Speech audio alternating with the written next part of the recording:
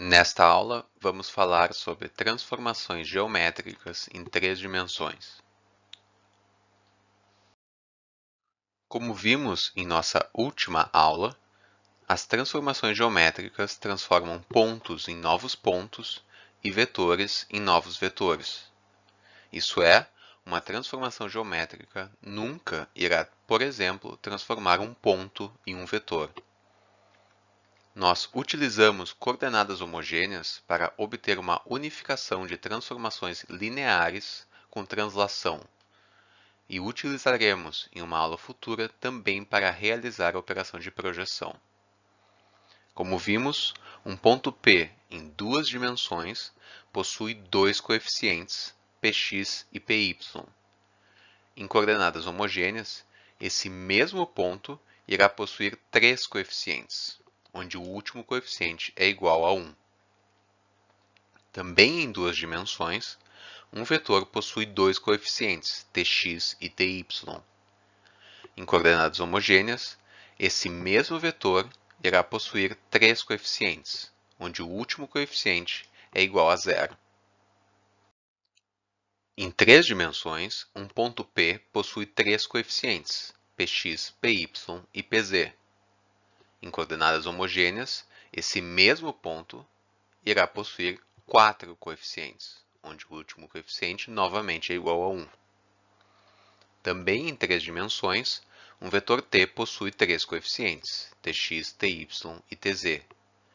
Em coordenadas homogêneas, esse mesmo vetor irá possuir quatro coeficientes, onde o último coeficiente novamente é igual a 0.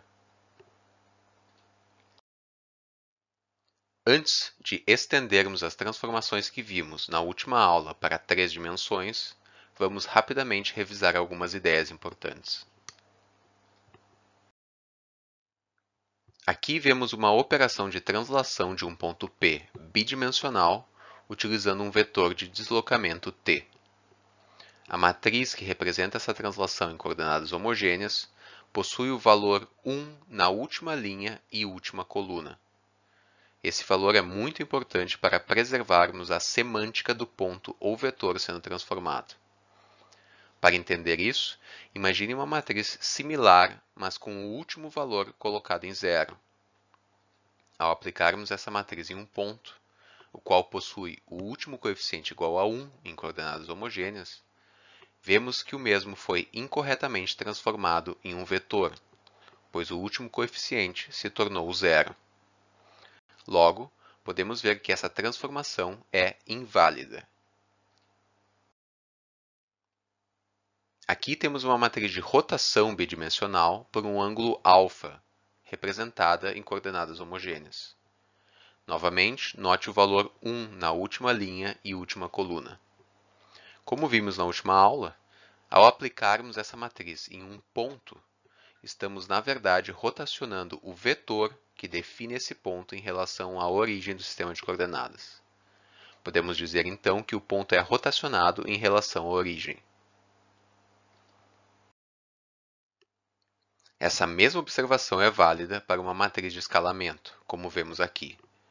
Ao aplicarmos essa matriz em um ponto, estamos, na verdade, alterando o tamanho do vetor que define esse ponto em relação à origem do sistema de coordenadas. Podemos dizer, então, que o ponto P é escalado em relação à origem. Aqui vemos uma matriz que representa uma transformação geométrica composta. Claramente, podemos ver na diagonal valores referentes a um escalamento, e na última coluna, valores referentes a uma translação. Podemos separar essas operações em uma matriz S, que realiza somente um escalamento, e uma matriz T, que realiza somente uma translação. Não é difícil mostrar que a transformação composta que vemos abaixo é dada pela multiplicação das matrizes T e S, nessa ordem. Isso representa primeiro a aplicação da operação de escalamento, seguido da operação de translação, nessa ordem. Se aplicássemos as matrizes S e T na ordem contrária, como vemos aqui à esquerda, a transformação geométrica realizada é diferente. como pode ser visto pelos fatores diferentes que aparecem na matriz resultante. A composição de transformações básicas é muito utilizada para definirmos novas transformações. Por exemplo, podemos definir uma operação de escalamento relativa a um certo ponto C da seguinte maneira. Primeiro, realizamos uma translação que leva esse ponto C até a origem do sistema de coordenadas. Depois, aplicamos um escalamento, que irá ocorrer em relação à origem, onde o ponto C foi colocado. Por fim, desfazemos a translação através do uso de sua operação inversa, que também é uma translação de mesma magnitude, mas executada no sentido oposto. Se multiplicarmos essas três matrizes, obtemos uma única matriz que define uma operação de escalamento relativa a um ponto C qualquer. Note em particular a mistura que ocorre entre os coeficientes das operações base. Aqui vemos visualmente a diferença entre um escalamento relativo à origem, mostrado à esquerda, versus um escalamento relativo a um certo ponto C, mostrado à direita. Essas transformações estão sendo aplicadas a todos os pontos do polígono, mostrado aqui.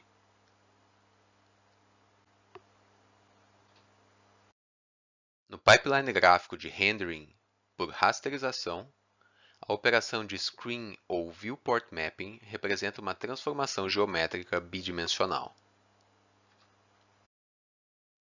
Mais especificamente, essa etapa do pipeline realiza a transformação de Normalized Device Coordinates para coordenadas de tela.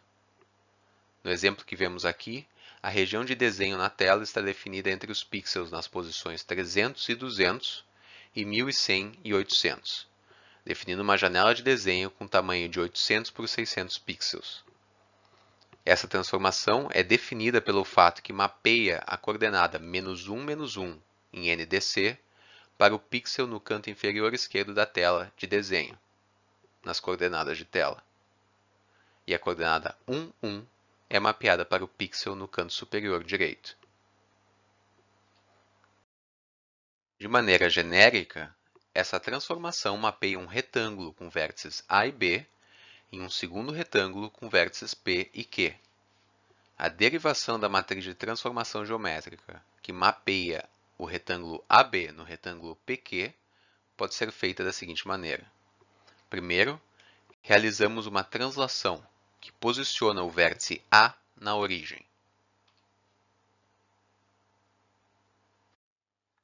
Depois, realizamos um escalamento que transforma a diagonal do primeiro retângulo, dada pelo vetor B-A, na diagonal do segundo retângulo, dada pelo vetor Q-P. Por fim, realizamos uma nova translação que movimentará o vértice do retângulo que está sobre a origem para cima do vértice P. Temos então que essas três transformações, em sequência, realizam um mapeamento do retângulo AB para o retângulo PQ. Não é difícil mostrar que a matriz resultante é essa que vemos aqui. A sua derivação é recomendada como exercício. Em OpenGL, a definição dos parâmetros dessa matriz se dá através da função glViewport. Com isso, definimos qual será o mapeamento entre as coordenadas NDC para coordenadas de tela. Mais especificamente, estamos dizendo que os pontos que definem a região visível pela câmera em NDC serão mapeados para a tela, nos pontos P, que define o pixel inferior esquerdo da região de desenho, e no ponto Q, que define o pixel superior direito. Note a relação entre os parâmetros da função glViewport e os pontos P e Q. Por fim, aqui temos a descrição da função glViewport na documentação oficial da API OpenGL. Vemos que essa função realiza uma transformação afim, visto que inclui translações. Essa transformação é realizada entre Normalized Device Coordinates e Window Coordinates.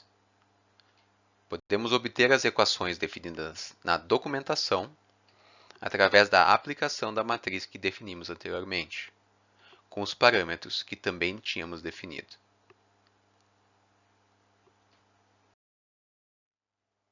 Vamos agora falar sobre transformações geométricas em 3 dimensões. A extensão de nossa matriz de translação para 3 dimensões é trivial. Como vemos aqui, pelo nosso uso de coordenadas homogêneas, essa matriz terá 4 linhas e 4 colunas, onde a última coluna representa o vetor de translação.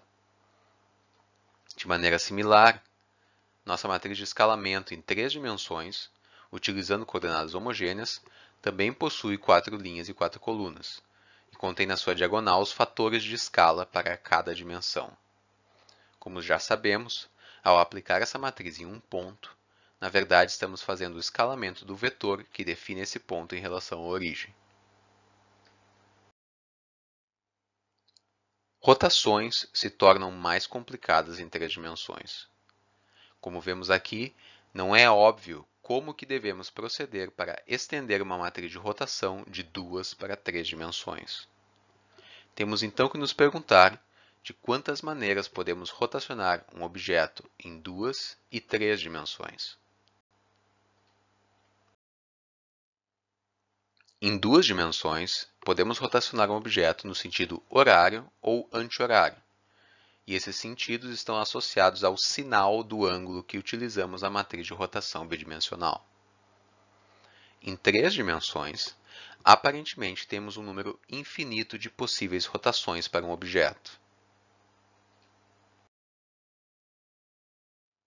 Entretanto, essencialmente temos somente 3 graus de liberdade para rotações de 3 dimensões, e qualquer rotação tridimensional pode ser decomposta como uma combinação de algumas rotações básicas, como as que vemos aqui.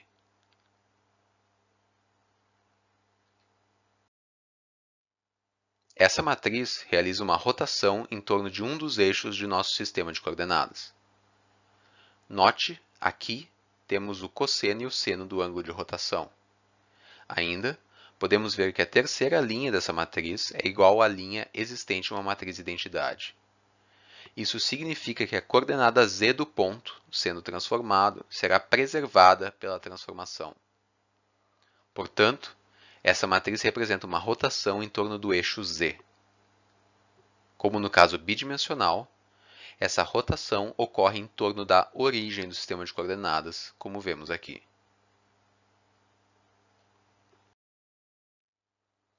Essa segunda matriz de rotação é tal que sua primeira linha é igual à linha existente em uma matriz de identidade. Portanto, a coordenada x do ponto sendo transformado será preservada.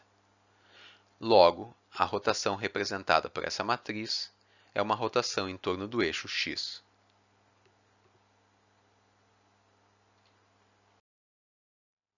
Por fim, temos a matriz de rotação em torno do eixo y, que vemos aqui.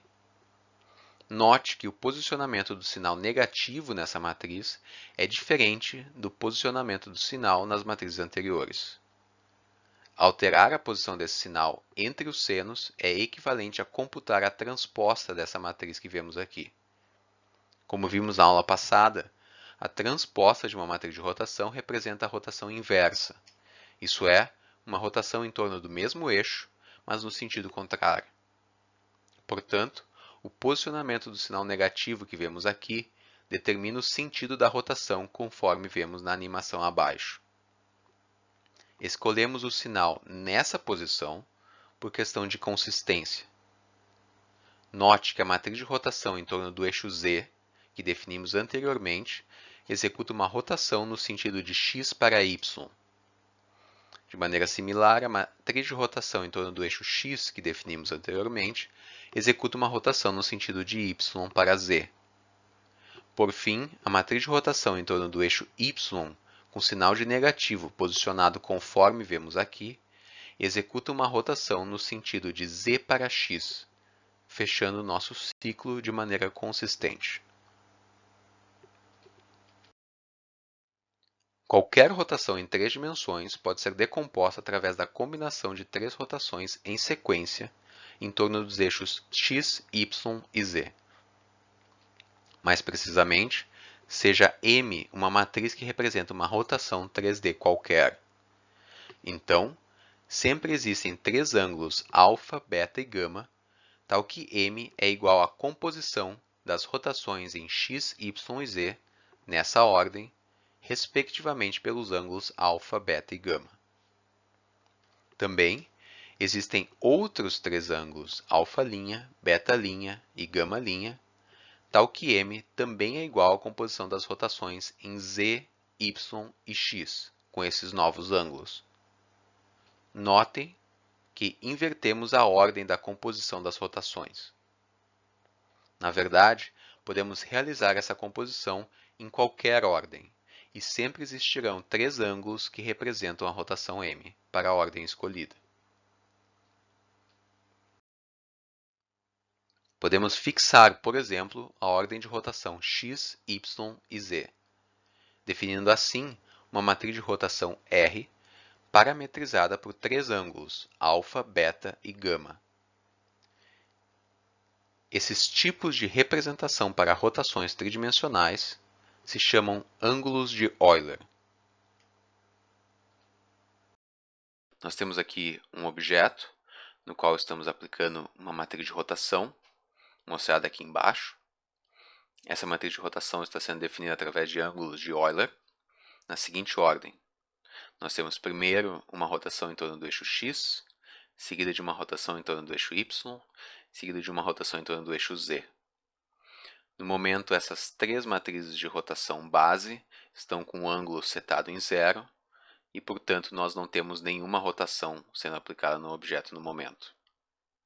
Nós vemos aqui em cima o objeto, que seria um cubo, e nós vemos também os eixos que representam o sistema de coordenadas local do objeto.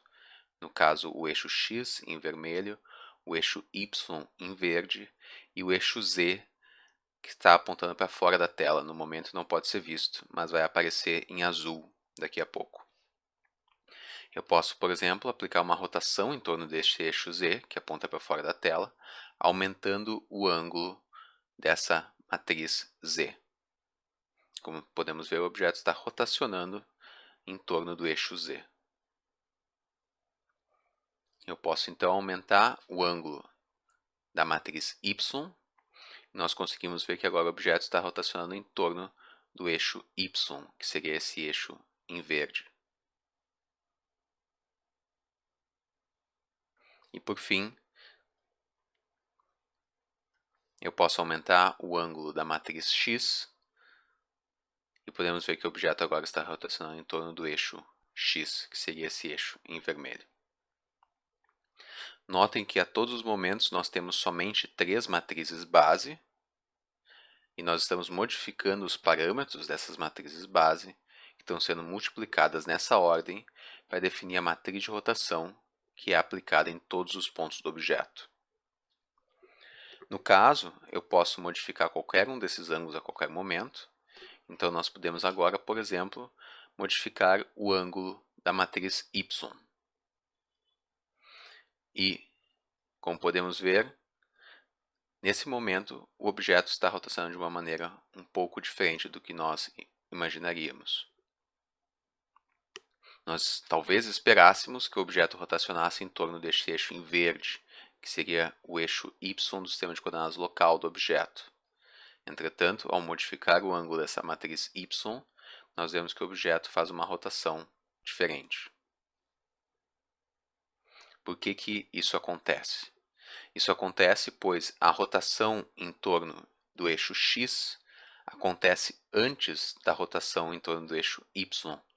E, portanto, essa rotação em torno do eixo x afeta a rotação que acontece no eixo y. E, pelo mesmo motivo, essas rotações afetam a rotação que acontece em torno do eixo z. Nós podemos representar rotações também de uma outra maneira, sem utilizar ângulos de Euler. Por exemplo, podemos realizar rotações extrínsecas no objeto. No momento, então, nós temos o objeto somente com uma rotação identidade, quer dizer, o objeto não tem nenhuma rotação. E eu posso agora realizar uma rotação em torno do eixo x.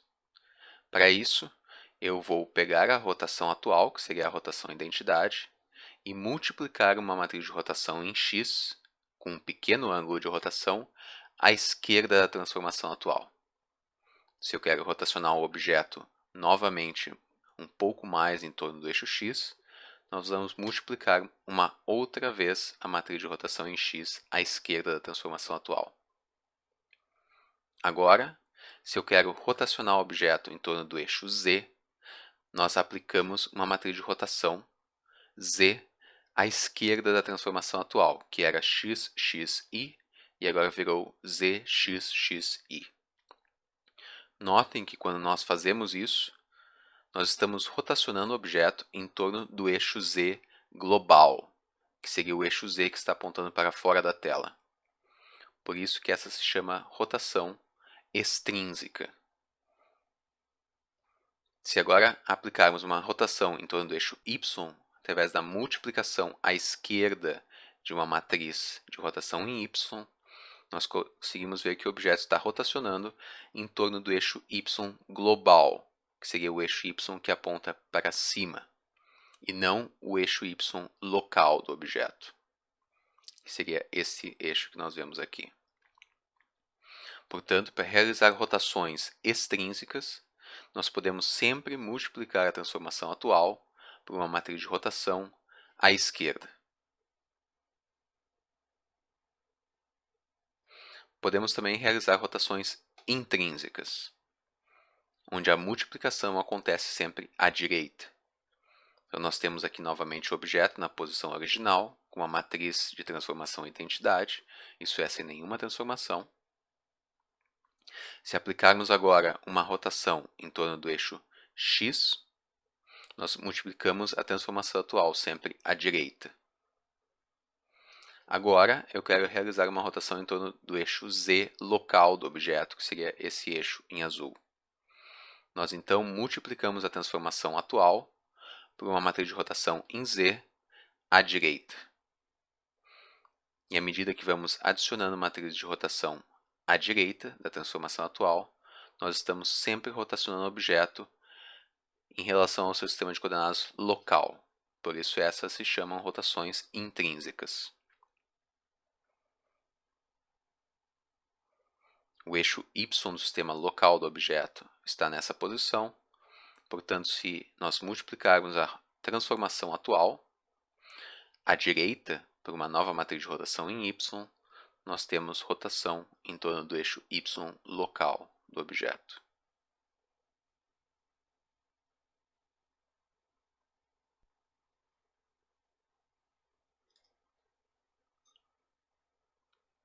Notem a diferença desse sistema em relação aos ângulos de Euler.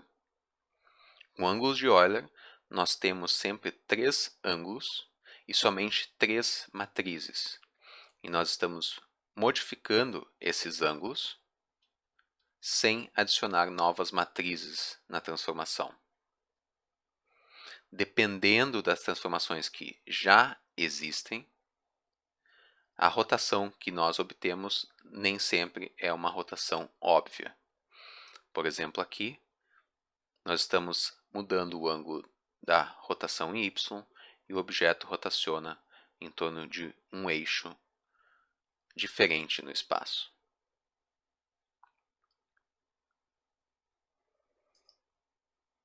As rotações extrínsecas e intrínsecas que vimos antes, notem que sempre adicionamos novas matrizes à pilha de transformações.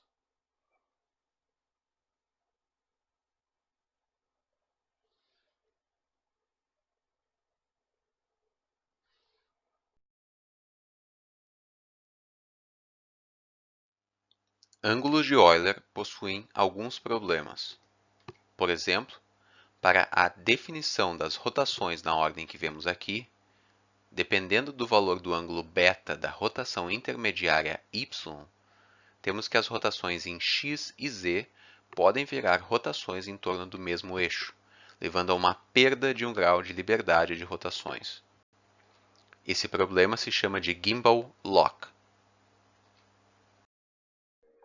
Vamos rotacionar esse objeto usando uma matriz de rotação definida através de ângulos de Euler. Vamos posicionar o ângulo de Euler relativo à rotação em y igual ao valor de menos π sobre 2. Estamos agora numa situação chamada de gimbal lock, pois ao modificar o ângulo da matriz X ou modificar o ângulo da matriz Z, nós podemos ver que o objeto sofre exatamente a mesma rotação. Portanto, nós perdemos 1 grau de liberdade nas rotações. A única maneira de recuperar esse grau de liberdade é modificando o ângulo da matriz Y novamente. Se nós modificarmos o ângulo da matriz Y, agora rotação X e rotação Z realizam novamente rotações diferentes.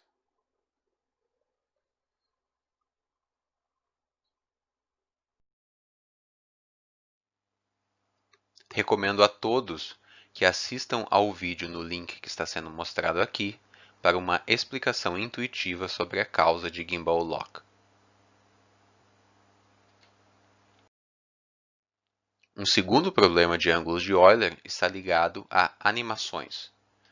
Podemos animar entre duas rotações com ângulos α1, β1, γ1 e α2, β2, γ2, usando uma interpolação linear desses ângulos, gerando várias rotações intermediárias que são usadas para gerar uma animação.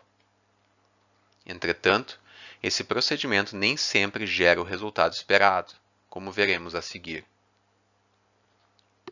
Quaternions podem ser usados para resolver esse problema, mas essa representação não será discutida nessa disciplina. Ângulos de Euler nem sempre geram animações como esperamos. Por exemplo, se eu rotacionar esse objeto através de uma matriz de rotação definida com ângulos de Euler, setando, por exemplo, a rotação em y igual a 0,79 radianos, nós podemos gerar uma animação que rotaciona o objeto até essa posição, simplesmente interpolando esse ângulo de 0 até esse valor de maneira linear. Como vemos aqui, ao realizar essa interpolação do ângulo entre 0 e o valor de 0,79, nesse caso temos uma animação da rotação que acontece da maneira que esperamos. Entretanto, se rotacionarmos o objeto mais algumas vezes,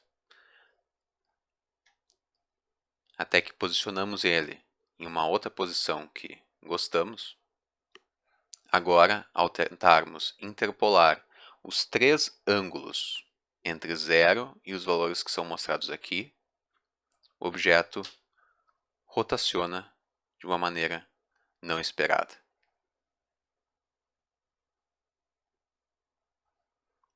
Note que realizar a interpolação linear dos ângulos de Euler não necessariamente gera uma rotação que é a menor rotação possível entre duas posições do objeto.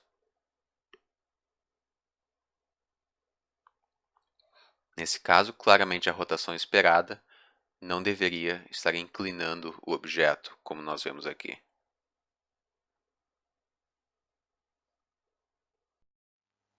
A fórmula de Rodrigues descreve o formato de uma matriz de rotação que realiza uma rotação de ângulo α em torno de um eixo V qualquer. Sendo V um vetor normalizado, essa é a matriz de rotação de Rodrigues, onde C e S representam o cosseno e seno do ângulo de rotação. Em uma próxima aula, veremos como derivar essa matriz. Transformamos um objeto através da aplicação de uma matriz de transformação em todos os seus pontos. Como vimos em outras aulas, cada ponto da superfície de um objeto pode ter associado um vetor normal. Se transformarmos essas normais utilizando a mesma transformação que foi aplicada aos pontos do objeto, nem sempre obtemos o resultado desejado. Como podemos ver nesse exemplo, os vetores após a transformação M não são mais normais, isso é, não são mais perpendiculares à superfície. Nesse caso, a matriz M não representa a transformação correta que devemos aplicar nos vetores normais. Para essa transformação, queremos encontrar uma outra matriz A que realiza a transformação correta dos vetores normais. Para derivar essa transformação A, iremos utilizar a relação entre os vetores normais e vetores tangentes à superfície em cada ponto. Mais precisamente, por definição, esses dois vetores são ortogonais entre si e, portanto, seu produto interno é sempre igual a zero. Queremos então encontrar uma transformação A que preserva essa propriedade. Isso é, como mostrado aqui, queremos que o vetor tangente transformado por M e o vetor normal transformado por A continuem ortogonais e, portanto, tendo o produto interno igual a zero. Observamos que, diferente da normal, o vetor tangente é transformado pela matriz M, pois a tangente pode ser vista como o limite da diferença entre dois pontos, e estes pontos são transformados pela operação M. Queremos então encontrar o operador A que respeita essas restrições. Começamos observando que o produto interno entre dois vetores pode ser expressado em álgebra matricial como a multiplicação de um vetor linha por um vetor coluna, o que pode ser computado através da transposta. Dada a nossa premissa e restrição de ortogonalidade, queremos encontrar a solução para a matriz A. Podemos reescrever o lado esquerdo da nossa equação de restrição utilizando a notação que foi apresentada acima. A transposta de uma multiplicação é igual à multiplicação na ordem contrária da transposta de cada termo. Notamos agora que, se substituirmos a matriz A pela inversa da transposta da matriz M nessa equação, obtemos um cancelamento de M transposta com a sua inversa, e, portanto, esses termos somem da equação. Como resultado, a equação se torna simplesmente o produto interno entre a tangente e normal originais. E segundo a nossa premissa, esse produto interno é sempre igual a zero. Conseguimos, portanto, o resultado que queríamos, conforme a nossa restrição. Logo, a transformação A é definida como a inversa da transposta da matriz M. Em resumo, se temos um objeto cujos pontos são transformados por uma matriz de transformação M, devemos transformar suas normais por uma outra transformação A, onde a matriz de A é definida como a inversa da transposta da matriz de M. Pense o que acontece com a matriz A quando M é uma matriz de rotação.